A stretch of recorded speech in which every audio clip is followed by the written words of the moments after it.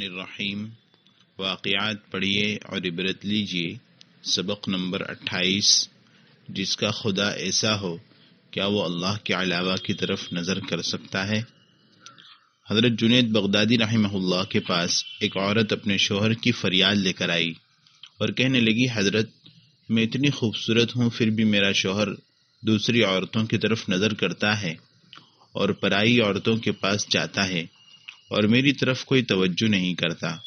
پھر کہنے لگی کہ اگر شریعت میں پردے کا حکم نہ ہوتا تو میں اپنا چہرہ آپ کے سامنے کھول کر بتاتی کہ مجھے اللہ نے کیسا خوبصورت بنایا ہے۔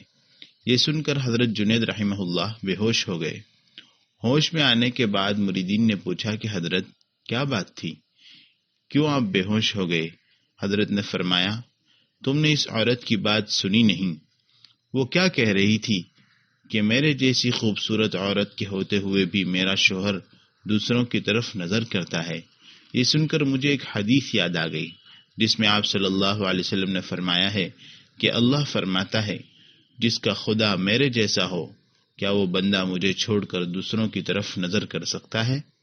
سورج کو دیکھو، چاند کو دیکھو، کتنے خوبصورت ہیں، تو ان کو بنانے والا کیسا خوبصورت ہوگا؟ جو مٹھاس کو پیدا کرنے والا ہے اس میں کیسی مٹھاس ہوگی؟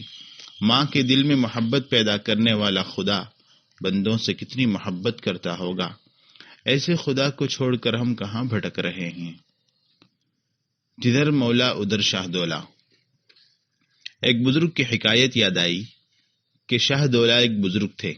ان کا قصہ ہے کہ شاہ دولہ کے وطن میں ایک مرتبہ طوفان بپا ہوا اور ان کے وطن کے قریب ایک بہت بڑی نہر بہتی تھی۔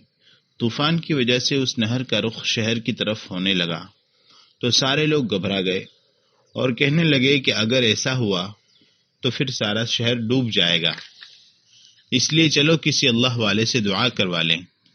وہاں شاہ دولہ بزرگ موجود تھے۔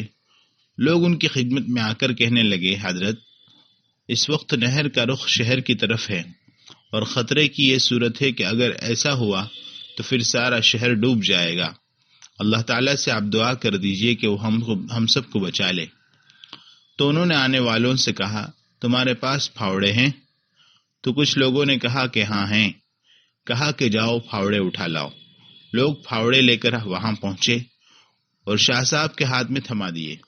شاہ دولہ ان کو لے کر نہر کے اس کنارے پہنچ گئے جہاں سے پانی آنے کا خطرہ تھا اور کہنے لگے کہ یہ جو دیوار لگی ہوئی ہے اس کو کھودو تاکہ پانی ادھر کو آ جائے۔ لوگ کہنے لگے کہ حضرت یہ کیا ہو رہا ہے؟ ہم تو یہ کہنے کے لیے آئے تھے کہ اس سے بچیں، یہ تو ہم سے وہ کام کروا رہے ہیں جس سے شہر ڈوب جائے گا۔ کہا کہ حضرت یہ کیا، اس سے تو شہر ڈوب جائے گا۔ اس پر ان بزرگ نے ایک جملہ کہا کہ جدھر میرا مولا ادھر شاہ دولہ، یعنی جو میرے مالک کی مرضی ہے وہی شاہ دولہ کی مرضی ہے۔ میں کوئی کام میرے رب کی مرضی کے خلاف نہیں کروں گا۔